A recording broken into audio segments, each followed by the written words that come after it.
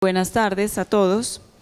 En nombre de la Fundación Global Democracia y Desarrollo y del Observatorio Judicial Dominicano, les damos una cordial bienvenida a este conversatorio titulado Algunas hipótesis para la fundamentación de los derechos humanos, a cargo del padre, nuestro invitado de honor, el padre Luis Fernando Álvarez, a quien le damos una cordial bienvenida.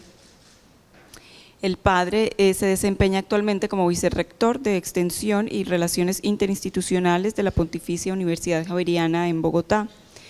Él realizó estudios de filosofía, teología, derecho y derecho canónico en la Universidad Javeriana y posteriormente continuó sus estudios de Derecho Internacional en la Universidad del Rosario, la Universidad de Aristóteles en Tesalónica, Grecia, la Academia de Derecho Internacional de La Haya en Holanda y la Universidad París II.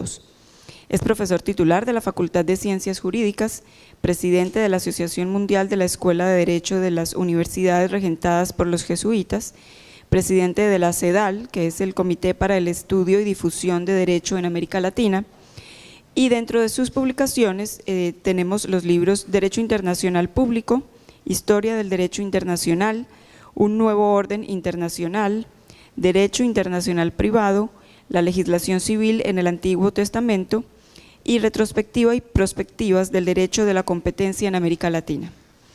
Nos acompaña también el licenciado Harold Modesto, quien es el director del Observatorio Judicial Dominicano, quien se encargará de la moderación de este conversatorio, a quien le cedo la palabra. Muy buenas noches, damas y caballeros, integrantes del Observatorio Judicial Dominicano, estudiantes de Derecho, amigos todos. El Observatorio Judicial, en esa firme misión de promover la investigación e incentivar, elevar la calidad del debate sociojurídico nacional, se interesa por temas de esta magnitud, temas como la fundamentación de los derechos humanos, a los que le ve vital importancia. Vital importancia porque hay una serie de fenómenos sociales y de poder que de alguna forma van modelando cómo debemos interpretar y entender el concepto de derechos humanos y estos fundamentos, donde se genera el núcleo mayor de debate de estos temas. Y aquí es mejor para tratar el tema que al doctor Luis Fernando Álvarez Logroño, que nos estará hablando de esta fundamentación. Un espacio donde se dan interrogantes, tales como si los derechos humanos se reconocen o se constituyen, se tienen o se deben tener. Un espacio bastante interesante para debatir acerca de esa utilidad de los derechos humanos, de esa interpretación de los derechos humanos, así como de su efectividad. Sin más preámbulo, entonces lo dejo en manos del doctor Luis Fernando Álvarez Logroño, a quien debemos recibir de forma como se lo merece.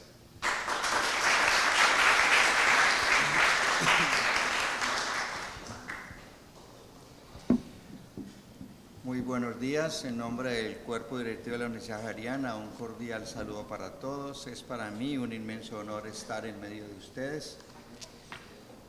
Y quiero comenzar presentando excusas porque voy a romper el esquema de la modalidad de conversatorio. En primer lugar, yo no puedo hablar sentado, tengo la tara de ser profesor universitario y yo tengo que estar caminando cuando doy una clase. Y hoy no va a ser la excepción. Voy a hacer dos cosas dentro de la ruptura del esquema de la modalidad de conversatorio. Voy a partir de tres afirmaciones. La primera de ellas es de Norberto Bobbio, ¿verdad?, sobre que los derechos humanos no hay que aplicarlos, sino protegerlos. En segundo lugar, ¿se puede hablar del universalismo en los derechos humanos teniendo en cuenta la diversidad cultural? Es una pregunta. Y la tercera es, ¿son inalienables los derechos humanos? Voy a hacer en primer término una exposición magistral sobre mi posición frente a cada una de estas dos preguntas y la afirmación de Norberto Bobbio.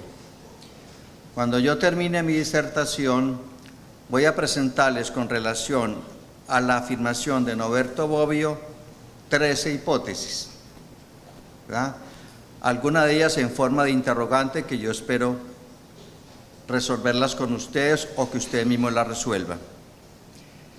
La segunda afirmación sobre, podemos hablar de universalismo teniendo en cuenta la diversidad cultural. Sobre esta pregunta voy a entregar 15 hipótesis y sobre la inalienabilidad de los derechos humanos voy a entregar otras 15 hipótesis. Esas 15 hipótesis van a aparecer en la pantalla y esa va a ser la segunda parte de la presentación del tema que me corresponde en el día de hoy. Algunas hipótesis sobre la fundamentación de los derechos humanos. Según Norberto Bobbio, el problema fundamental en relación a los derechos humanos no está tanto en cómo justificarlos, sino en cómo protegerlos. Segundo, ¿es posible conformar la concepción universalista de los derechos humanos y el relativismo cultural? Tercero, ¿son inalienables los derechos humanos? Con relación a la afirmación de Bobbio, los derechos humanos ya no tienen que ser justificados, sino aplicados. La justificación de los derechos humanos también es un problema central presente. ¿Son de un derecho positivo administrado por los estados o mantienen su potencia ética emancipadora como discurso propio de la sociedad civil? Tiene razón Bobbio cuando señala la urgencia de ocuparnos de la aplicación de los derechos humanos. Sin embargo, considero que es menos urgente y penetrante su justificación como discurso emancipatorio de la sociedad civil presente, a los poderes políticos como ha sido utilizado por siglos y enunciado en las múltiples traducciones justnaturalistas. Por siglos, desde la antigüedad, los derechos humanos se consideraron como el discurso ético más patente y concreto de la moral positiva, que estaba llamada a imponerse a los derechos legislados y concretos producidos por quienes detentaban el poder. El contenido más sustancial de las múltiples formas de justnaturalismo encontraba en los derechos humanos un discurso directo, emancipatorio, liberador, que podía oponerse al poder. Desde la incorporación de algunos derechos humanos en el constitucionalismo liberal desde el siglo XVIII y particularmente desde la incorporación de cada vez más extensas cartas de derechos humanos en el derecho internacional, se considera superado el problema de la justificación. Con la aparente transformación de los discursos del justnaturalismo en derechos positivos nacionales o internacionales, parecía entonces que se había alcanzado una identidad entre el derecho y la moral. Y como lo afirma el profesor Alberto Munera-Duque, abro comillas, en las etapas primitivas de toda civilización, primeramente surgen los procesos vitales de las relaciones interpersonales y sociales y lentamente se configuran posteriormente los hábitos comunes de comportamiento que terminan siendo norma de proceder en los conglomerados humanos y dan origen a las normas de ordenamiento social. Así, las legislaciones nacen de la identidad inevitable de regular el comportamiento libre de las personas para su ordenado actuar en el diario proceder en todas las actividades que ocupan el quehacer cotidiano de los grupos societarios.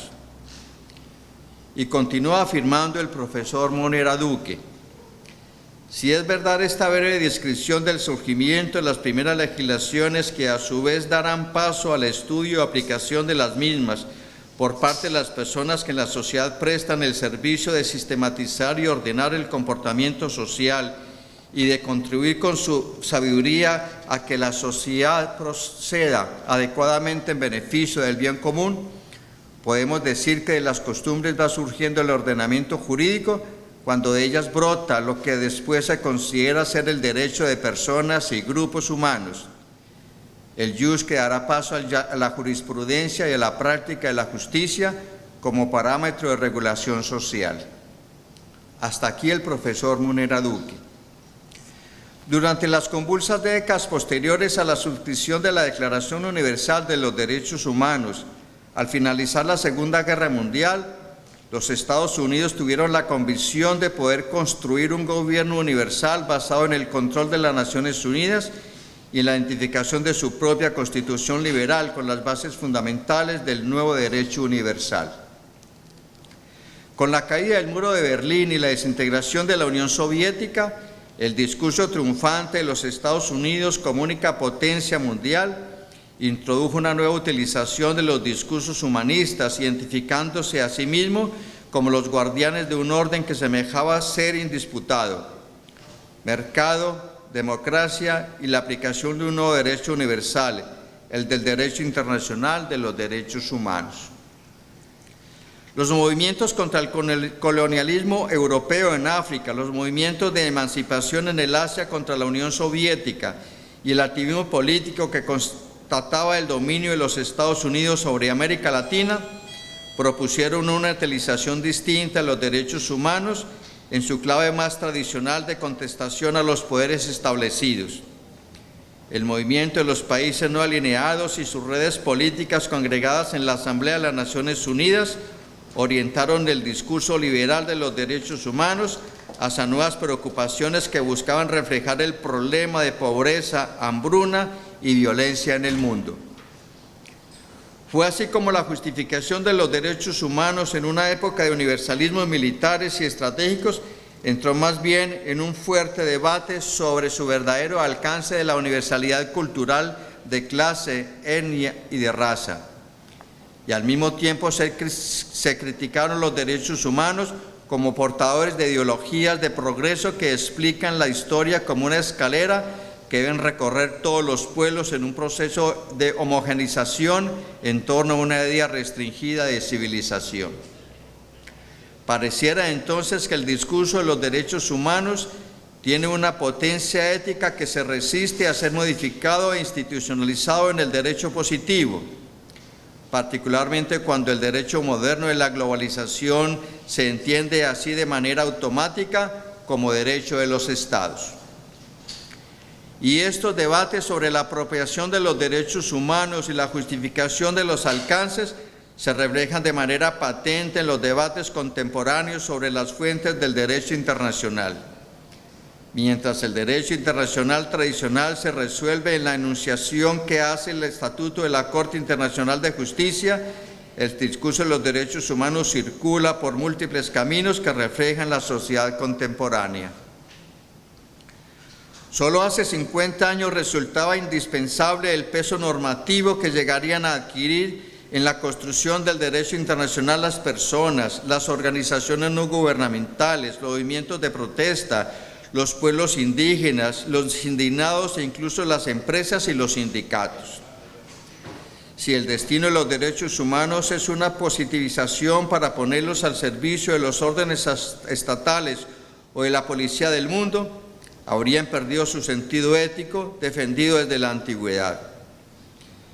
Guerras ignominiosas como la de Irak o la invasión a Afganistán se realizaron sobre la base de información falsa y la invocación de cruzadas contemporáneas por la defensa de los derechos humanos. Sin embargo, los procesos que hemos expuesto necesitan las formas en que la humanidad reclama para sí los derechos humanos, considerándose en un intérprete vivo y activo de esos derechos. Hoy tenemos presente el importantísimo principio de interpretación del derecho internacional de los derechos humanos, el de la no regresividad. Por esta vía, el sujeto de derechos que hoy ha encontrado satisfecho el derecho, mañana está habilitado para reclamar el 2 y 3 hasta el infinito.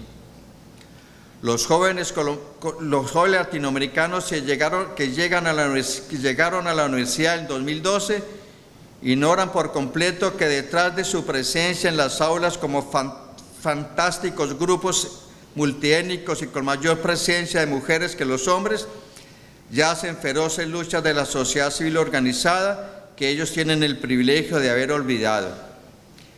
Que esos jóvenes tengan resueltos en gran medida los problemas de la discriminación de raza y género no significa de manera alguna que ahora no puedan reclamar nuevos derechos justamente por la no regresividad, sin poner en peligro las conquistas del pasado, y tienen abierto un amplio horizonte de reivindicación ética y política de los derechos que quizás todavía no imaginamos.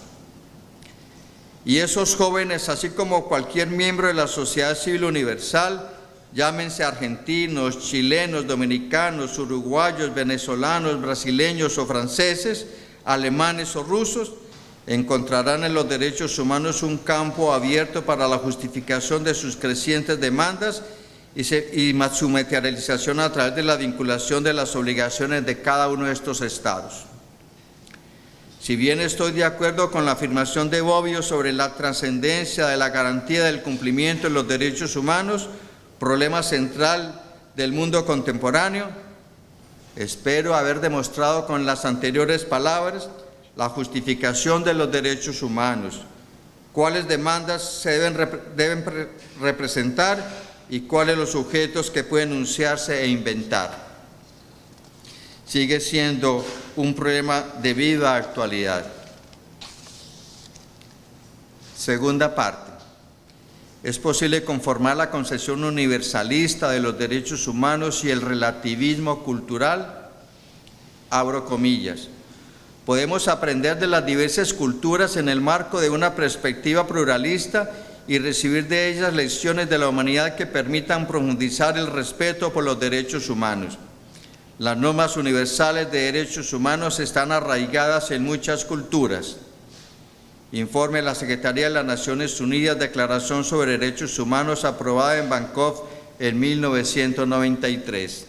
Cierro comillas. La universalidad de los derechos humanos es un concepto difícil de definir y más aún difícil de poner en práctica. Algunos internacionalistas defienden firmemente que la universalidad de los derechos humanos no es solo una característica que se encuentra en la definición de los mismos, sino una posibilidad global real. Y por el contrario, otra corriente de teóricos afirma radicalmente que los derechos humanos universalmente reconocidos son una construcción de las culturas de Occidente y que por lo tanto no son realmente universales. Muchos de esos teóricos propenden por una definición de los derechos humanos que se construya a partir de un relativismo cultural y no en un concepto de universalidad. Existen argumentos que van en contra de la vigencia universal de los derechos humanos como la peculiaridad ética de las diferentes culturas y la relación de dependencia esencial entre identidad social e identidad individual. Es decir, toda imposición universal de los derechos humanos es una manifestación de un etnocentrismo moralmente inaceptable y el no respeto a las identidades sociales es considerado una violación de la identidad individual y por lo tanto moralmente injustificable. Por tanto, como uno como otro argumento generan confusión, más aún se pretende vincular diversidad cultural y enriquecimiento moral.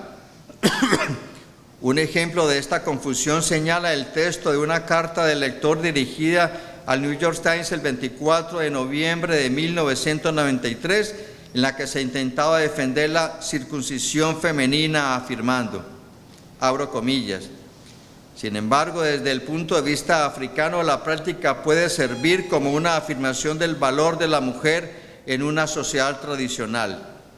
Los sentimientos expresados desde hace ya tiempo en Kenia son ciertamente compartidos por los pueblos que practican hoy esta costumbre.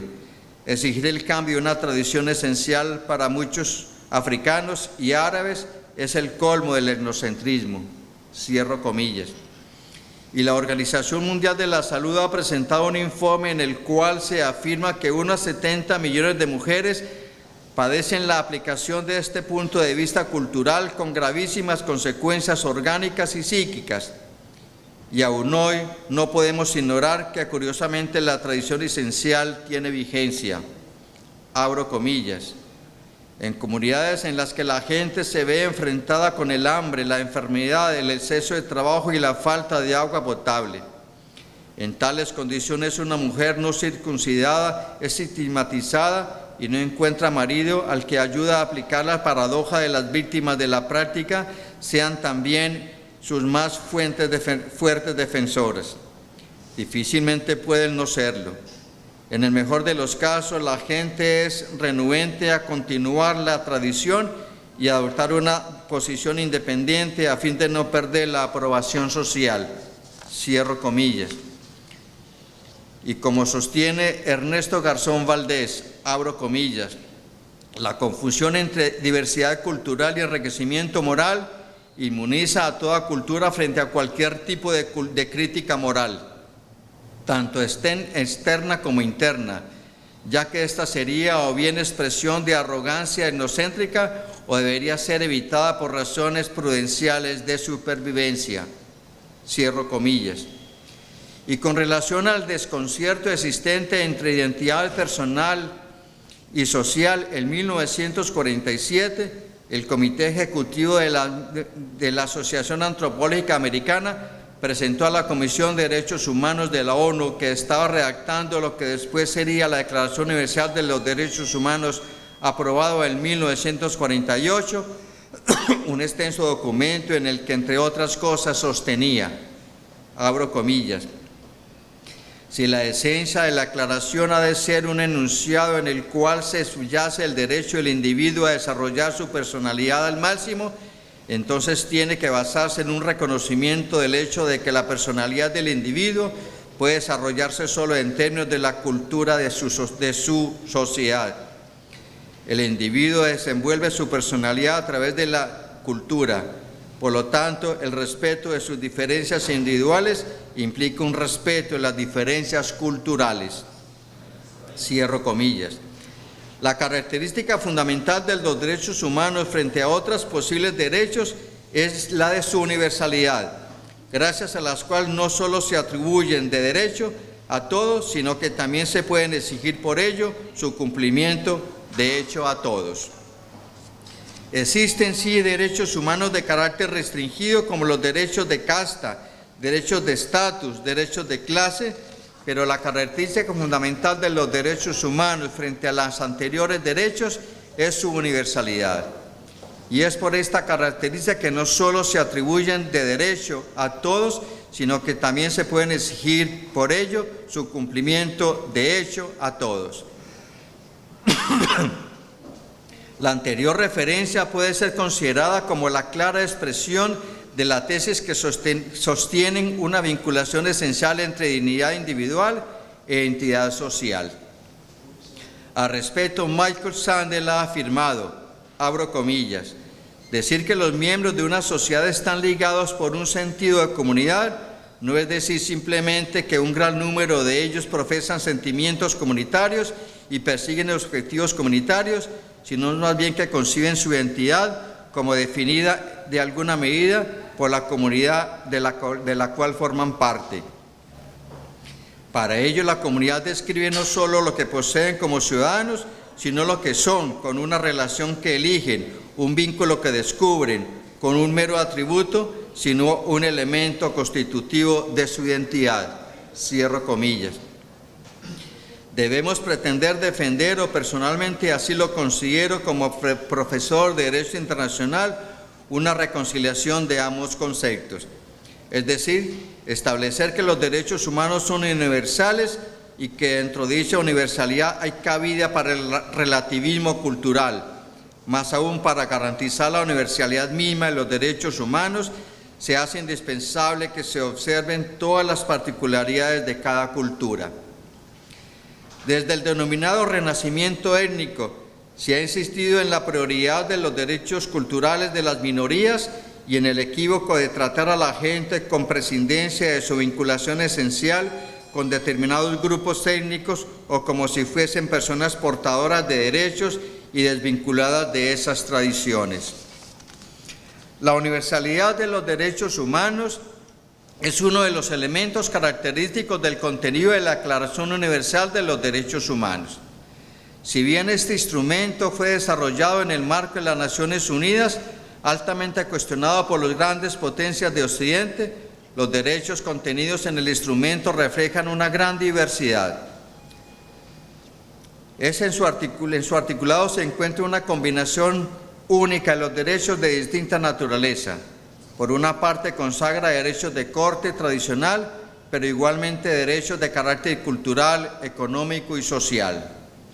Como bien lo afirmó Kofi Annan, abro comillas, nunca fueron los pueblos quienes se quejaron de la universalidad de los derechos humanos, ni fueron los pueblos los que consideraron los derechos humanos como una imposición del norte o del occidente.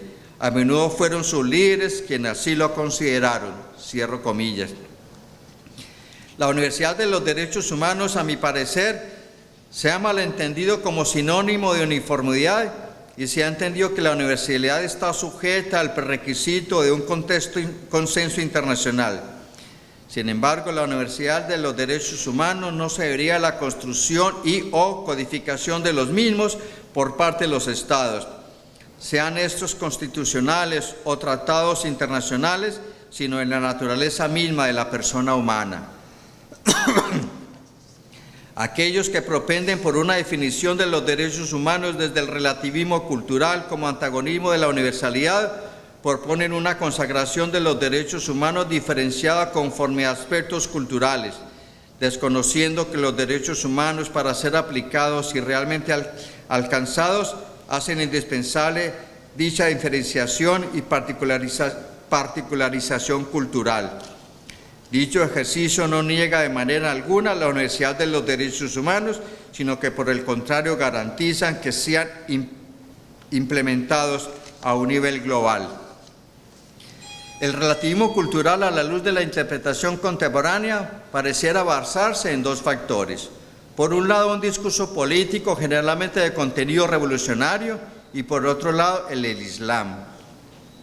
Ambos factores se garantizan desde la diversidad propia que reconocen los derechos religiosos y los derechos políticos, lo cual reafirma que dentro del discurso universalista de los derechos humanos hay espacio para el relativismo cultural. Una clara muestra de cómo cada vez más la Universidad de los Derechos Humanos se ha fortalecido a través del relativismo cultural es la interpretación de los mismos a través de estructuras regionales donde se interpretan y aplican postulaciones universales, tal como la dignidad humana, a contextos culturales específicos. Por lo tanto, el universalismo y el relativismo cultural no son conceptos mutuamente excluyentes en el ámbito de los derechos humanos. Por el contrario, son presupuestos indispensables para alcanzar una efectiva implementación y garantía de los derechos humanos a nivel global. En conclusión, el documento final de la Conferencia de Viena de 1993 es quizás el primer gran documento en el que aparecen las huellas del cuestionamiento de la Universidad de los Derechos, algo perceptible precisamente en el modo como se afirma, abro comillas, el carácter universal de estos derechos y libertades se dice en el párrafo y no se admiten dudas, cierro comillas, y se replica en el párrafo tercero, abro comillas, todos los derechos humanos son universales, individuales e interdependientes, cierro comillas.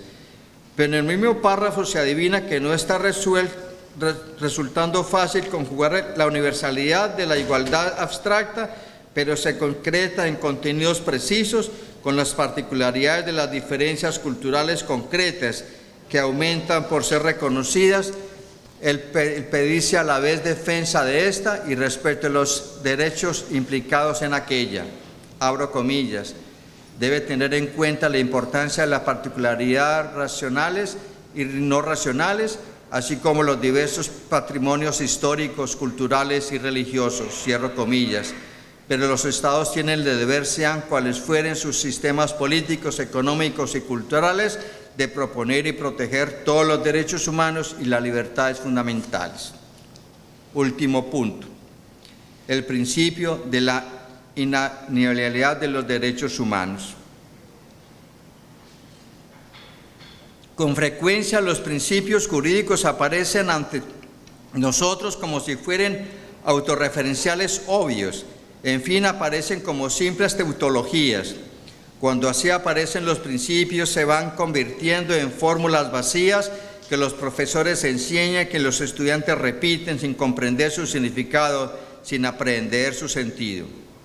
Para lograr recuperar ese sentido es preciso entender que los principios jurídicos surgen como respuesta a una realidad concreta que es concebida como injusta por una comunidad anclada en un tiempo y en un espacio determinados.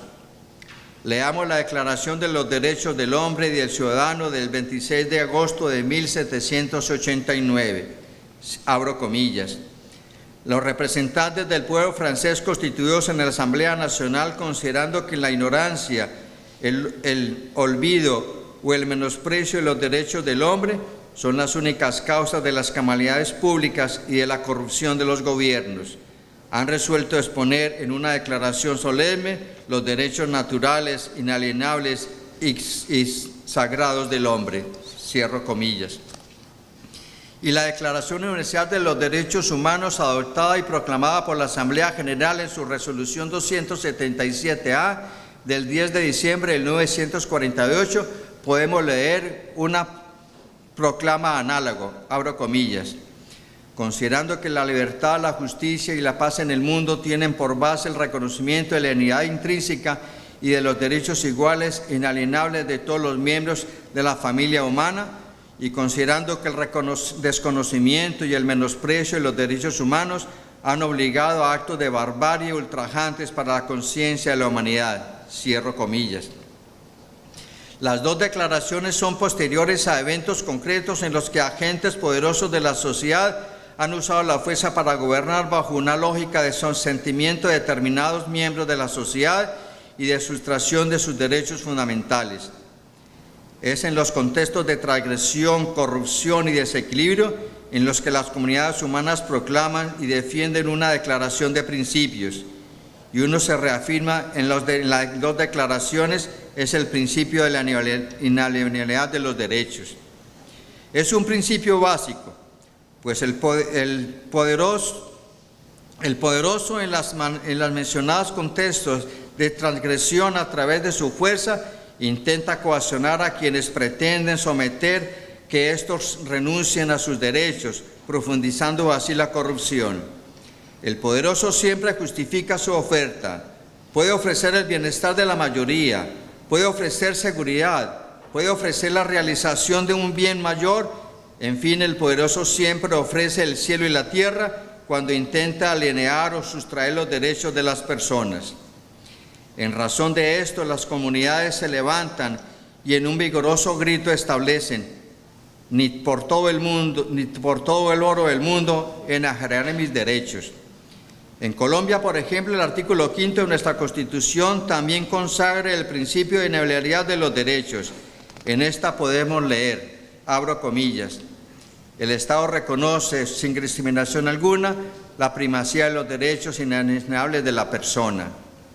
Es preciso que comprendamos y aprendamos el sentido de este principio en el mundo que nos ha correspondido vivir. En la declaración del siglo XVIII y XX, el Estado había logrado el monopolio de la fuerza, y en esa concentración lo llevó el ejercicio abusivo del poder. En el contexto del siglo XXI, los abusos no provienen de los Estados, sino de agentes que participan en el mercado global y quien ha adquirido incluso mayor poder que los Estados. Son estos agentes quienes por su poder económico realizan las promesas de bienestar a las poblaciones que necesitan someter y realizan esas promesas de prosperidad a cambio de sus derechos. Hoy más que nunca tienen vigencia el principio de inalienabilidad de los derechos humanos, pero quizás que quienes tengamos que elevar nuestra declaración de principios no sea tanto a los estados abusivos como esos agentes del mercado global que los estados han logrado colocar al límite y que promueven la idea según la cual todo lo que en la vida tiene precio, hasta los derechos. Entonces, los derechos humanos son inalienables, primero, y finalmente, ubicación de la cuestión en el campo del derecho. Ya en 1948, la Declaración Universal de los Derechos Humanos hacía consideraciones específicas sobre el carácter inalienable de los derechos contenidos por dicho instrumento internacional, que si bien es de naturaleza política, tienen efectos jurídicos innegables para los miembros de la comunidad internacional, en tanto precursor en la enunciación de las garantías fundamentales relacionadas con la esencia misma del ser humano. Dicha asesión se confirma a la luz del derecho internacional en 1966 a través de la negociación e implementación del Pacto Internacionales que positivizaron toda la plataforma de los derechos humanos. Con posterioridad, importantes manifestaciones políticas globales en la materia, como la Declaración de Teherán de 1968 y el Programa de Acción de Viena de 1993, reafirmaron la referida idea a tal punto de atribuirle dicha característica a garantías específicas como el derecho al desarrollo, el derecho a la libre determinación y los derechos de las mujeres y de los niños. Segundo, contenido y alcance del concepto de inalienabilidad. El concepto de inalienabilidad responde a una visión patrimonial de la titularidad que tiene respecto a las garantías consideradas inherentes al ser humano. En ese orden se dice que un derecho es inalienable cuando aquel no puede renunciarse ni ser transferido por parte de su titular y se proyecta en los límites que podrían concebirse como respeto de la libertad que tendría un individuo para disponer de bienes jurídicos arraigados al mismo concepto de dignidad. Es preciso hacer una distinción entre el carácter inalienable de un derecho y dos situaciones que podrían conducir a equívocos. Primera, de un lado, aquellos que pueden ser restringidos por parte del Estado a partir del advenimiento de ciertas ocasiones específicas en virtud de los tratados internacionales y la legislación interna sobre derechos humanos. Y segundo, e igualmente los casos en los cuales la comisión de una acción concebida como negativa, un delito por ejemplo, puede llevar a ciertos derechos que se vean configurados, los que materializan a medias como la privación de la libertad o el embargo de un bien. En esta situación no se trata de un acto de disposición de una garantía, sino de medidas impuestas por el orden legal, debido a consideraciones de orden público e interés común. A través de la historia del pensamiento filosófico político, quienes han propugnado por la inalienabilidad de ciertos derechos han manifestado a grandes rasgos dos tipos de argumentos. Primero, que el hombre no tiene autoridad moral para poder disponer de ciertos derechos, tales como la vida y la libertad, ya que es solo Dios quien puede hacerlo, pues es en su calidad de creador, su titular y a él le pertenece. Esta afirmación es de Locke. Y segundo, hay algunos derechos que no son transferibles porque al tratarse de un acto voluntario de dicha transacción no se puede percibir nada comparable o mejor a cambio. Esta afirmación es de Rousseau. Y tercero, efectos concretos en el contexto de los derechos humanos. En el caso de ciertos derechos humanos cuyo núcleo de protección compromete elementos directamente relacionados con la existencia y dignidad del ser humano, se considera que la inalienabilidad opera como dispositivo de preservación de dichos bienes jurídicos, teniendo en cuenta que en aquellos casos el consentimiento del sujeto activo no puede considerarse como válido para efectuar dicha transacción. Importantísimo principio de interpretación del derecho internacional y de los derechos humanos. Con estas afirmaciones, en las cuales yo sostengo las tres afirmaciones que presentaba al comienzo, la de Bobbio, que los derechos no son para aplicarlos, sino para protegerlos, que no podemos hablar de universalismo de los derechos humanos sin tener en cuenta el relativismo cultural, y finalmente sobre la inalienabilidad de los derechos humanos. Estas son las hipótesis encontradas. Los derechos humanos no tienen que ser justificados, sino aplicados. El problema central de los derechos humanos: ¿son un derecho positivo administrado por el Estado o mantienen su potencia ética emancipadora como discurso propio de la sociedad civil? Tercera, el contenido más sustancial de las múltiples formas de naturalismo encuentra en los derechos humanos un discurso directo, emancipador, liberador, que puede oponerse al poder. Con la aparente transformación de los discursos del naturalismo en derechos positivos, nacionales o internacionales, ¿se estará alcanzando una identidad entre derecho y moral?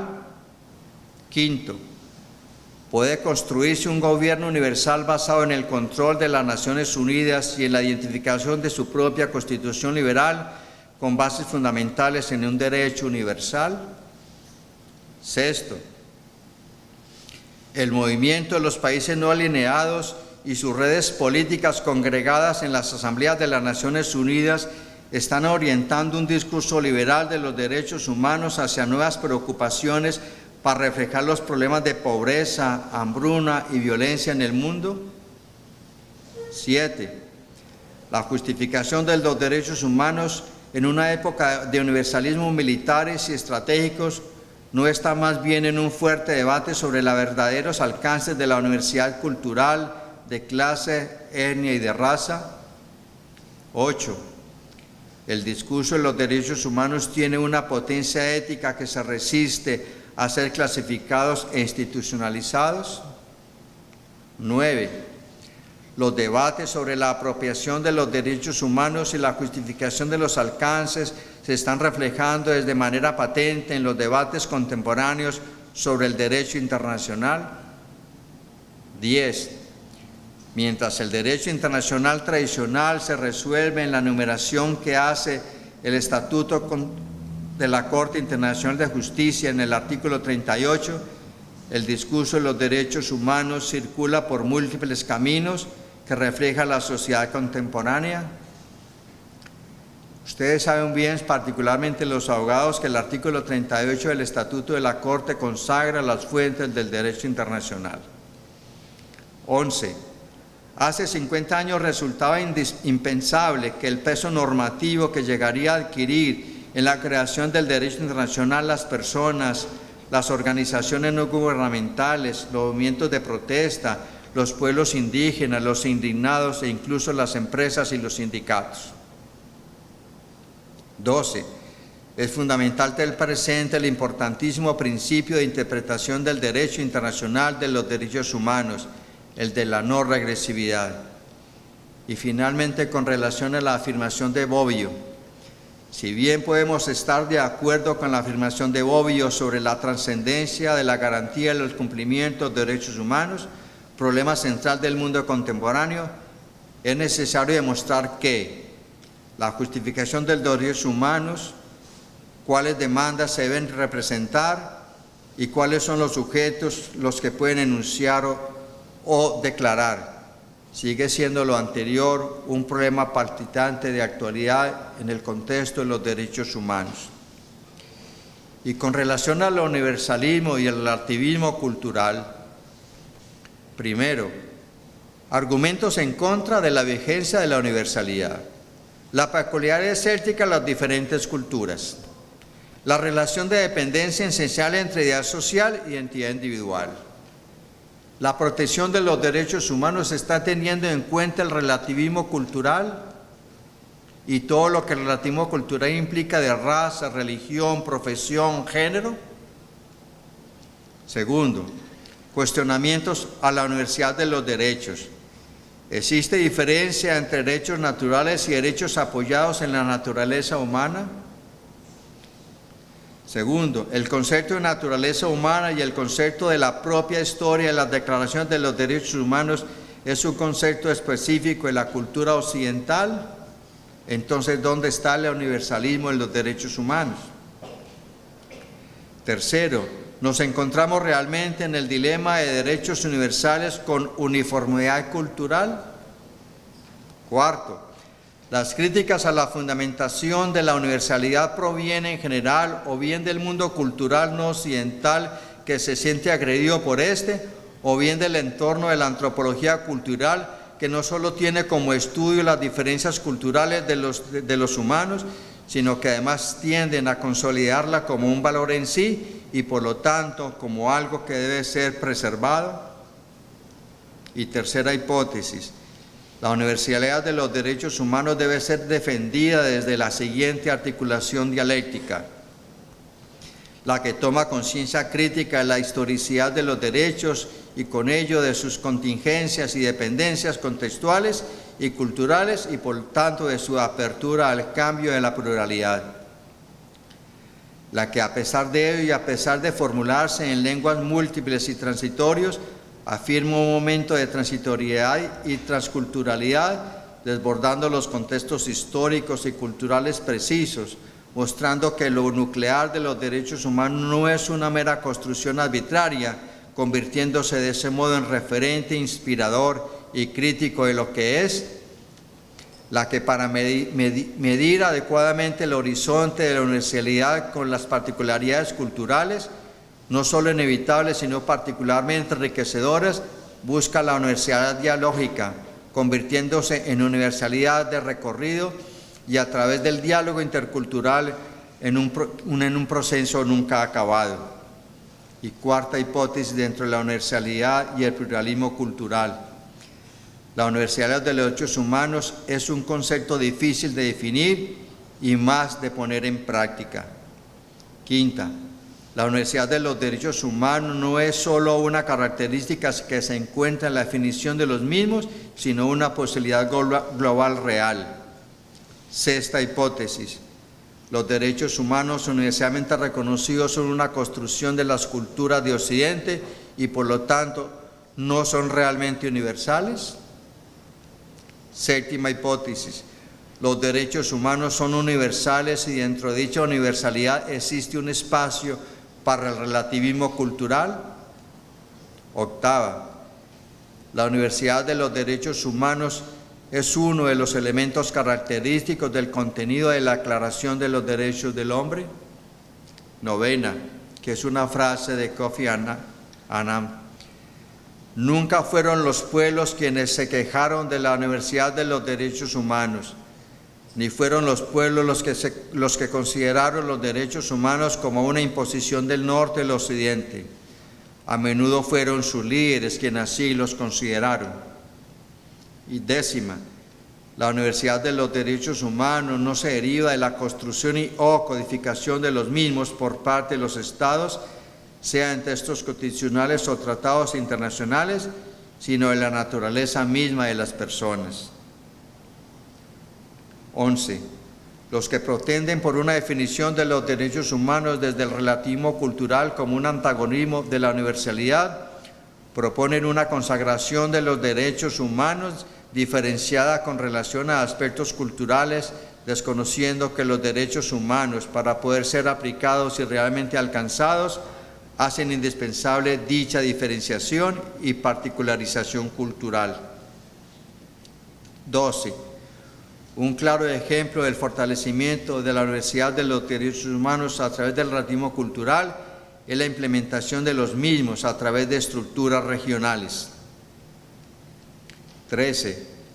El universalismo y el relativismo cultural no son conceptos mutuamente excluyentes en el ámbito de los derechos humanos. Es para mí personalmente la afirmación más importante de todo el texto que me he atrevido a leerles. El relativismo y el universalismo y el relativismo cultural no son conceptos mutuamente excluyentes en el ámbito de los derechos humanos. Pero el universalismo de los derechos humanos debe tener en cuenta el relativismo cultural. La aplicación de los derechos humanos cambia de región a región, cambia de raza a raza, cambia de etnia a etnia, cambia de género a género. Porque los dos únicos derechos fundamentales propios del universalismo son el derecho a la vida y el derecho a la libertad. Y 15. Algunas tesis pueden derivarse de las distintas reuniones previas a la Conferencia de Viena de 1993. Estas son las 15 hipótesis dentro del universalismo cultural, dentro del universalismo y el relativismo cultural. Las formulaciones de derechos están subordinadas a las particularidades culturales y nacionales. Las particularidades nacionales y culturales están subordinadas a las formulaciones de derechos. Entre los derechos y las particularidades culturales existe una tensión dialéctica y es necesario asumirla sin traicionar la universalidad de los derechos y sin ignorar la impronta de inculturación que afecta las particularidades de la universalidad. Finalmente, el principio de inalienabilidad de los derechos humanos, también les presento 15 hipótesis. ¿Son los principios jurídicos autorreferenciales obvios? ¿Puede aceptarse que los principios jurídicos sean simplemente tautologías? Tercero, ¿por qué los principios se están convirtiendo en fórmulas vacías en las cátedras universitarias y los estudiantes se están limitando a repetirlos sin comprender su significado y más aún sin aprender su sentido?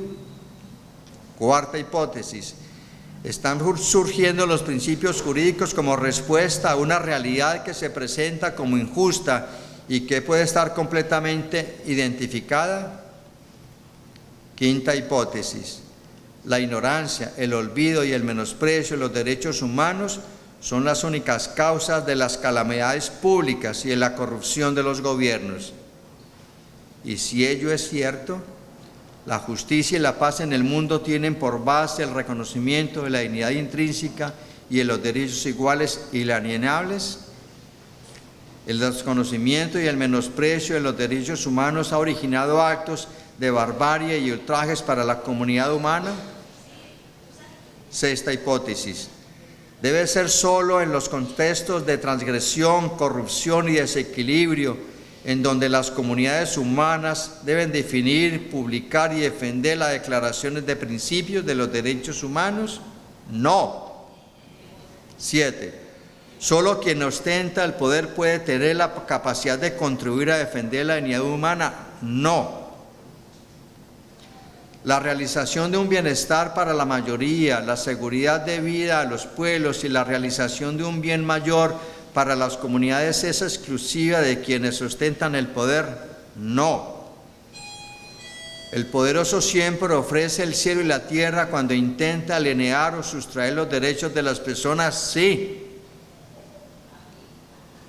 Las comunidades se levantan y con un vigoroso grito establecen: ni por todo el oro del mundo enajaré mis derechos. Eso es posible, pero ¿hasta dónde el ser humano lo alcanza? 11.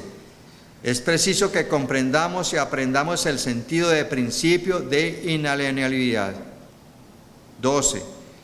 En declaraciones de los siglos XVIII y XX, el Estado logró el monopolio de la fuerza y esa concentración lo llevó a imponerse por la misma y al ejercicio abusivo del poder.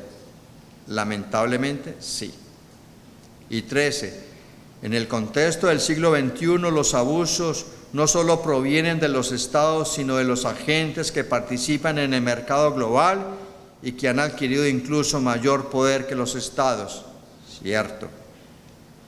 14. A través de la historia del pensamiento filosófico, político, quienes han propugnado por la inalienabilidad de ciertos derechos han manifestado a grandes rasgos dos tipos de argumentos. Primero, y esto lo tomo de Locke, que el hombre no tiene autoridad moral para poder disponer de ciertos derechos como el derecho a la vida y a la libertad, ya que es solo Dios quien puede hacerlo, pues en su calidad de creador su titularidad le pertenece. Y segundo, la de Rousseau, como lo leía en el texto: hay algunos derechos que no son transferibles porque al tratarse de un acto voluntario, dicha transacción no se puede percibir nada comparable o mejor, ¿a cambio de qué? Y última hipótesis: efectos concretos de los derechos humanos. En el caso de ciertos derechos humanos cuyo núcleo de protección compromete elementos directamente relacionados con la existencia y la dignidad del ser humano, se considera que la inalienabilidad opera como un dispositivo de preservación de dichos bienes jurídicos, teniendo en cuenta que en dichos casos el consentimiento del sujeto activo no puede considerarse como válido para efectuar dicha transacción. Entonces solamente hay dos derechos que ni la persona misma puede ignorar o puede, perdónenme la palabra, negociar: derecho a la vida y libertad. Los demás tienen que tener en cuenta el relativismo cultural. Y cuando hablamos de honestidad de los derechos, tiene que ser dentro de la idiosincrasia de cada pueblo, de cada nación, de cada género, de cada raza, de cada etnia. En conclusión, solo son universales el derecho a la vida y el derecho a la libertad. Los demás caen dentro de un relativismo de protección de los derechos humanos, porque todos somos distintos, todos somos diferentes, pero todos tenemos nuestros derechos.